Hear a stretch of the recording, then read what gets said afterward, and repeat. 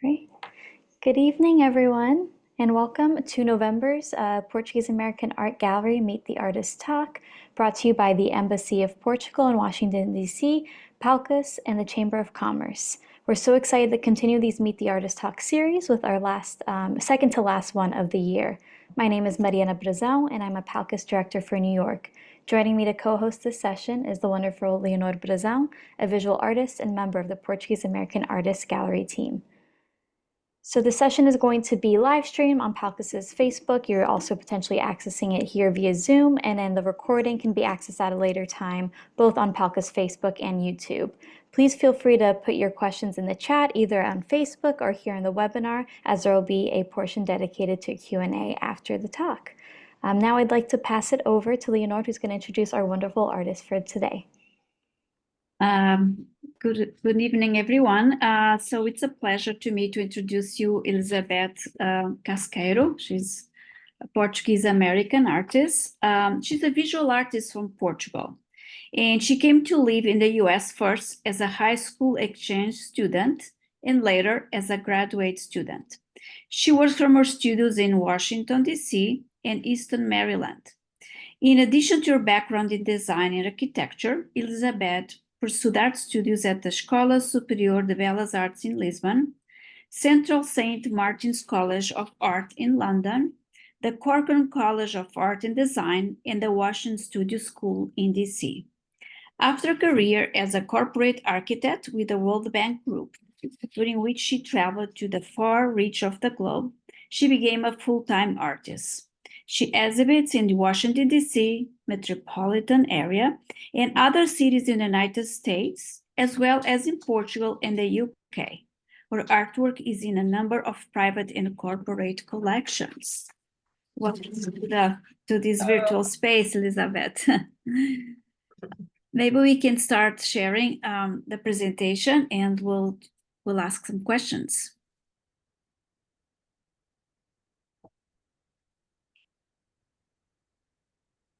All right. So, Mariana, can you move to the next? Yes, Elizabeth, will you kick it off?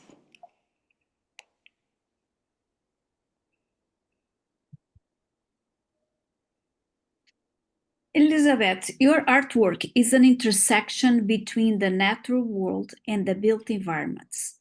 Can you talk a little about your nature and architecture influence your work, and how do you conciliate these two worlds? Thank you, Leonor. It's a good question, and one which I think about a lot. So I've always been very inclined to the creative arts, but for practical reasons, I went into architecture, and it became, I did love architecture, but I think art was always my biggest passion. But I did work 30 some years in the architectural field, and I came to absolutely love the fact that one could be creative and useful at the same time, you know, connected to needs of humans, and to make life and cities more beautiful.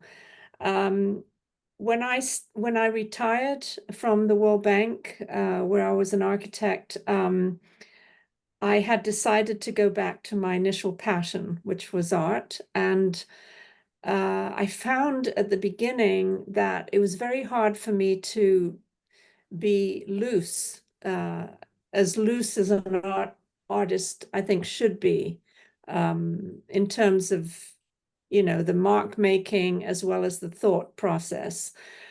So it's taken me quite a few years to kind of become comfortable with accepting the fact that I do have an architectural background, and it's hard to not notice it in my work.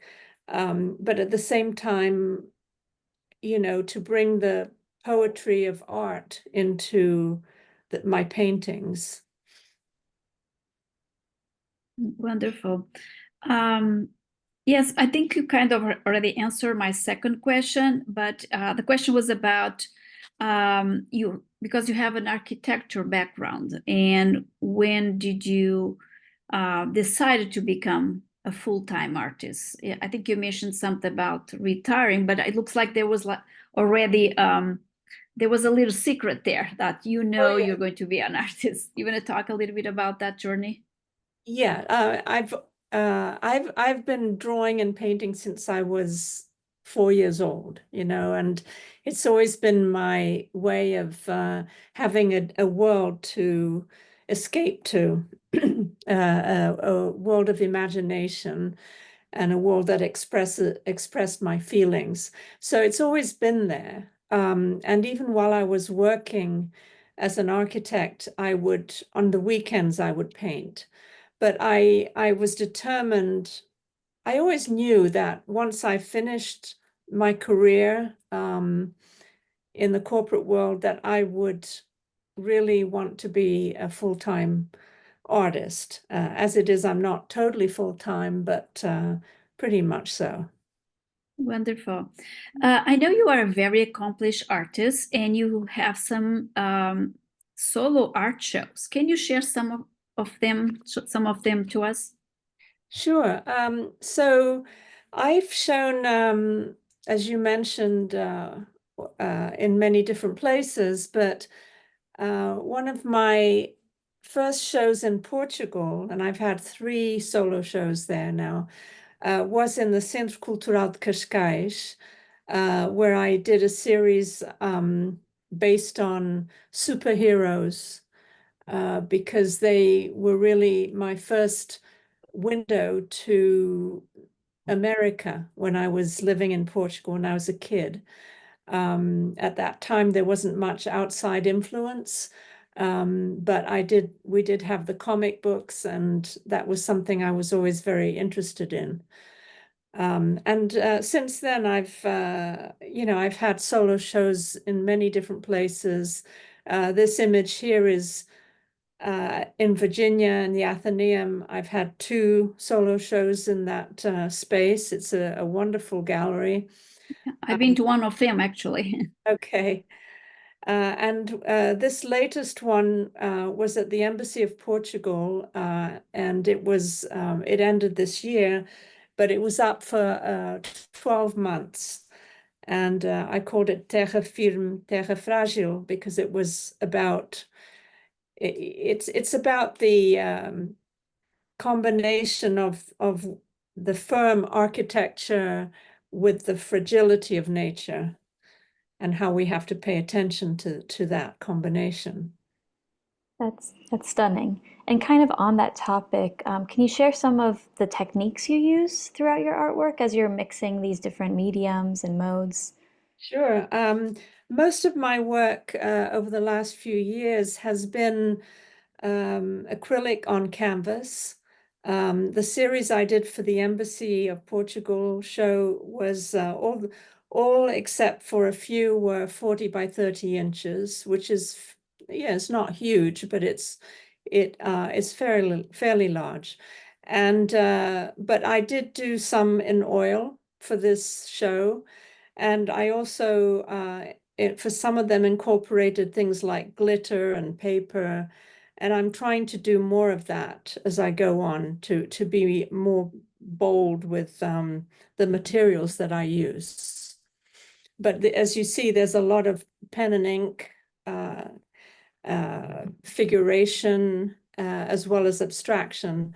And that is very deliberate. I like the hard line and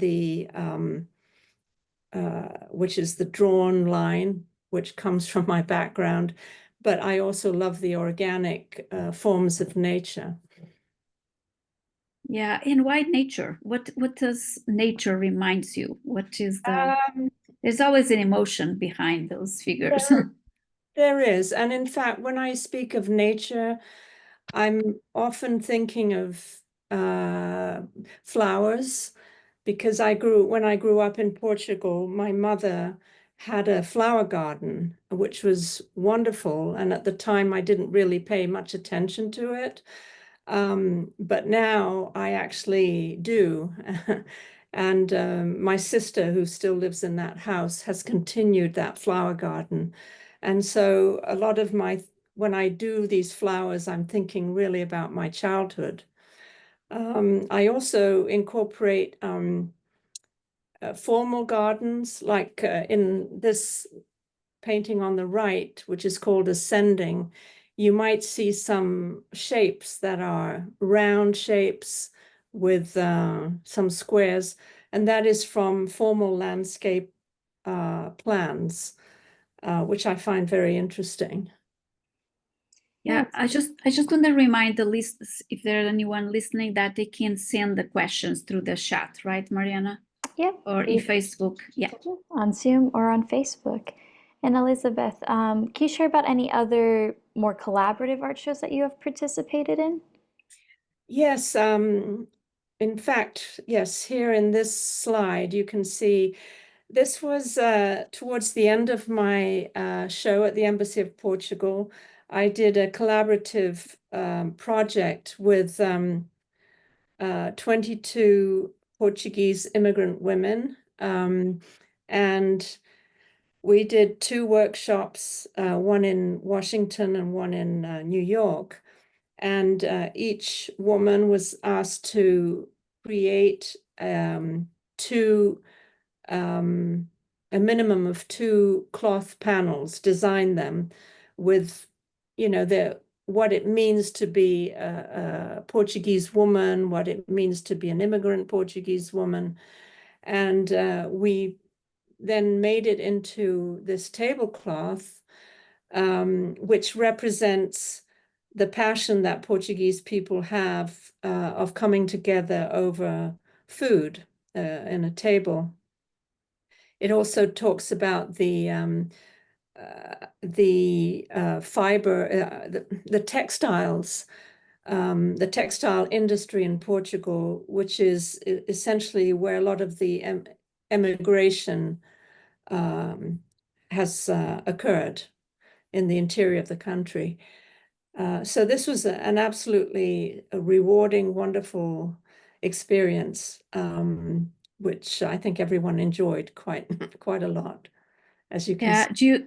Do you think you're bringing this exhibition to other places? Because it'll be great to share the experience of all these women.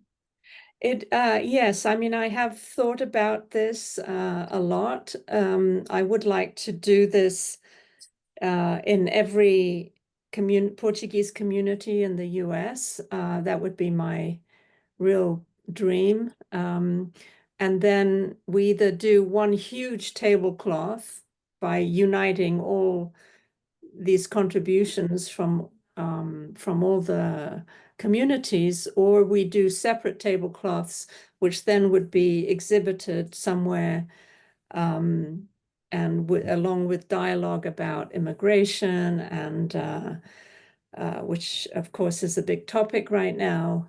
And yeah, and what is it to have a Portuguese identity? How do we carry this culture with us wherever we go? This is a great idea. I hope someone listen out there from other communities, that they invite you to come and work with the community. And also, I think in DC you taped people, recorded people. I did. Yes, we recorded almost everyone who participated elected to speak about their experience. Also, it was filmed, the workshops were filmed, and we made a 10-minute video of of this, and it's on my website if anyone wants to see, www.elizabethcasqueiro.com. And you can go through the video there. Wonderful. So the next question is, what are other types of work do you do? This is a totally out of the box piece. I love it. So can you share with us some thoughts. Yes, every so often I kind of become very adventurous, and this piece is an example of that. It's I called it Pieces of Me because in fact it was old paintings that I'd done, that I'd made, that I thought didn't represent I didn't feel proud of them anymore, but I decided to recover them into this piece, which looks like a map. It talks about journey. It talks about letting go, the things you have to let go of in life to move on, in order to move on. And this one is in the World Bank collection. Oh, it's a It's a huge collection. piece. It's a Yeah, huge piece, yes. it's absolutely brilliant. And so, what is that experience like working in these larger mediums at a different scale? I actually really enjoy working large. The only problem is it takes so long, whereas a smaller painting you can do quite a few in a year. These large ones take up an enormous amount of time. Um, because I don't tend to plan my paintings, or if I do, they completely never come out the way I had originally intended. These two are 6 feet by 5 feet, and one of them is with the World Bank collection too, the one on the right called Resilience, which has to do with um, the resilience of elements, of things that last in spite of war, in spite of the bad things that occur in life. In fact, if you see these two things that look like jars, they're actually grenades. Yeah, I can see the grenade there. Wow. Oof. Very intense. Yeah, and I've done other large ones. These here are not large. These are again these are 40 by 30s, just examples of things I did, like the one on the right, I did at the outset of the Ukraine war. And I had been to Kiev a couple of times, and it's such a beautiful city. And I was appalled, really, just the thought of those wonderful architectural treasures being destroyed and the people having to seek refuge in the subway. So that one is, yeah, it's based on those thoughts. Yeah. Uh, so you mentioned you have some artworks in public and private collections. Can you share some of them? Yeah, so the two we just saw are in the World Bank. This one on the right was purchased by the District of Columbia this year for its permanent art collection. And that one is called Present Absence, or is it Absent Presence? And it's based on a photograph I took in Dulles Airport of the departure lounge. And I was just thinking about all that airports are like gateways to something, to a new world, a new life, or they could be places you return to. So I was thinking of that. I was thinking of the evidence of people that move through airports, which you can see in things that are left on the floor, and you wonder about what was going on in these people's minds. What were they going to? How did they feel? What are they leaving behind? Anyway, so that is one of them. Yeah, I love airports. yeah. It's a special place, right, Mariana? I know Mariana can speak to that. I love the idea of seeing that airport terminal as a gateway and everything that's left behind and experience there. It's very, very, very deep. And yes, you want to talk us through these next few ones? These look like Yes. different dimensions and techniques. Yeah, these again are large ones. These I really enjoy these. It's so 5 feet 5 feet wide by 4 feet high, which is it's big. It's not massive, but it's quite large. And I really enjoyed doing these, and I will go back to doing them, I'm sure. But this is just a jumble of, if you see, there's a lot of landscape Yeah, architecture in there. There's collapsed objects, architectural objects, and um, there's some references to some of the artists that I follow that I like from the early 20th century or the 19th century. Anyway, that was that one. And then this one, Here at Last, is again, it's like the one before. It's acrylic on canvas with ink. So in here you see my love of patterns. I love patterns too. I think the repetition is something that I find enjoyable, and also it reminds me of the many patterns in Portugal, on the facades of the buildings and the tiles, etc. very beautiful. And this one, again, same technique. But I try to mix, the very formal straight lines with more gestural strokes, things that look a little more figurative, with things that are representation that are non-representational, and the patterns too.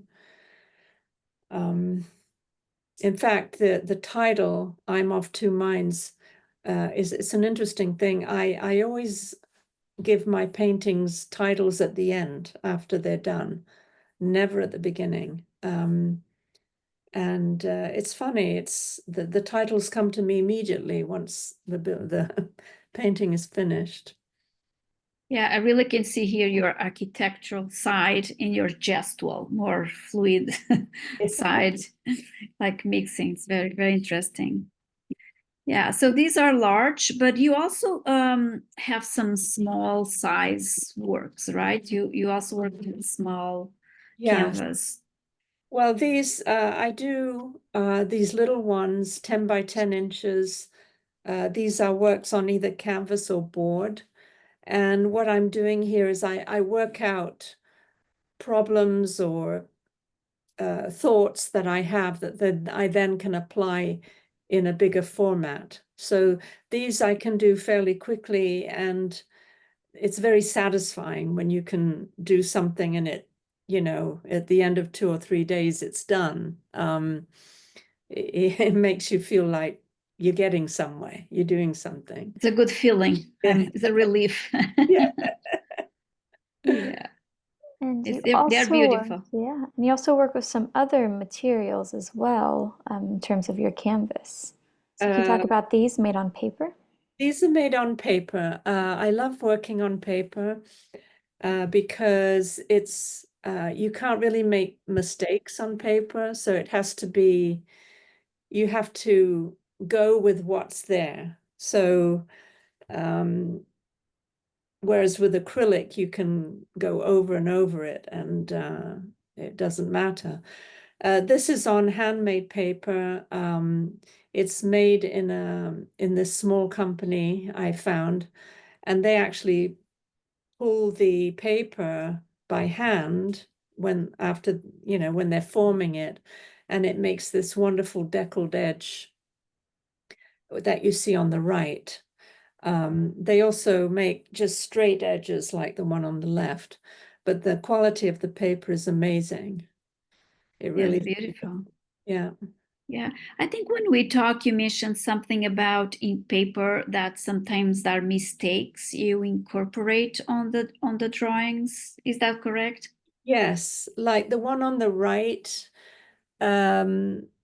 I started by pouring gouache. This is gouache and ink. So the gouache very diluted, and it kind of splashed all over the paper.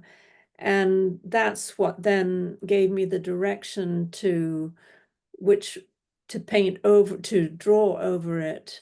And then the areas that needed to be darker or lighter. So yeah, I mean, there's the accidental in all of these, as well as the deliberate gesture. Yeah, they're beautiful, wonderful, and I like the edges that they are not straight. That part of the composition. I think we have one more question, at least, is about new projects coming up. Do you have anything coming up? Yes, I do. I'm actually thinking of a whole series of new works that have to do with immigration. I think it's going to be a hot topic very soon. It's a hot topic, but it's always been something I've felt as an immigrant. You know, it's something I'm tapping into more and more these days.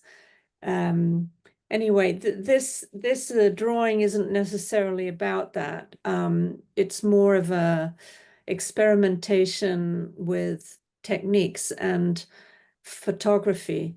So this is very small. In fact, I didn't even put the size on it. It's 8.5 by 11. This and it's on paper, and it's got you know, and I've done a print of a photograph that I took of a tree.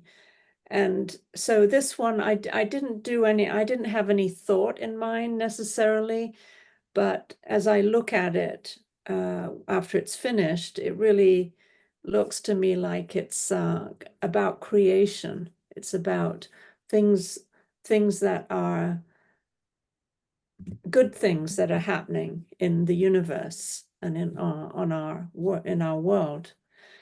I'm also doing a lot of walks around the city, and that's giving me a lot of inspiration, like this one here.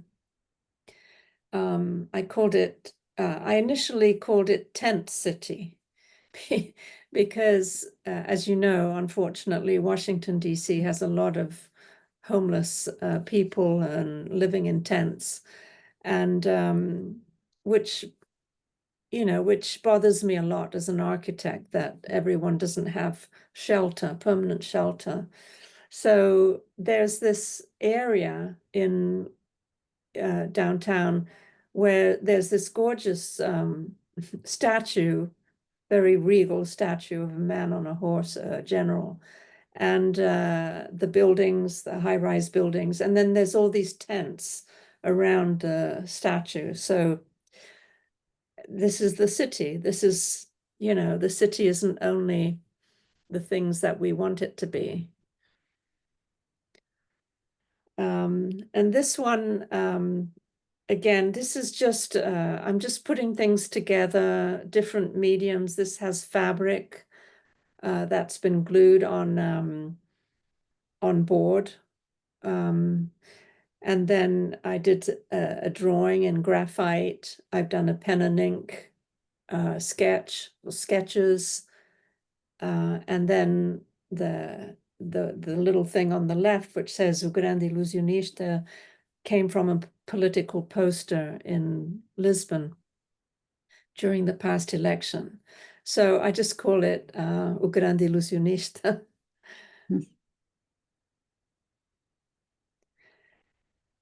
So yeah, so we'll see what happens. I'm hoping to do another exhibition next year, maybe in the summer, in August, that will have all these new thoughts that are coming together in my head around these topics.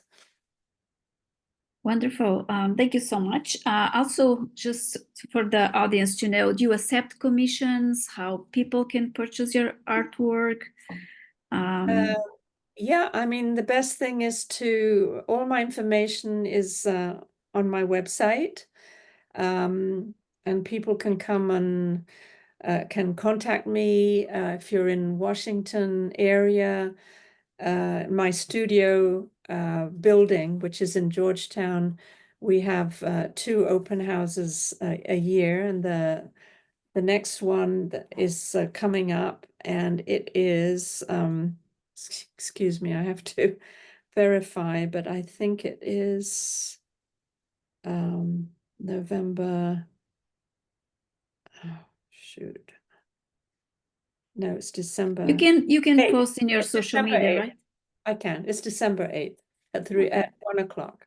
So Wonderful. Thank you so Great. much. Yeah. Well, thank you so much, Elizabeth, for this beautiful presentation, getting to see the whole range of your works and all the exciting projects coming up.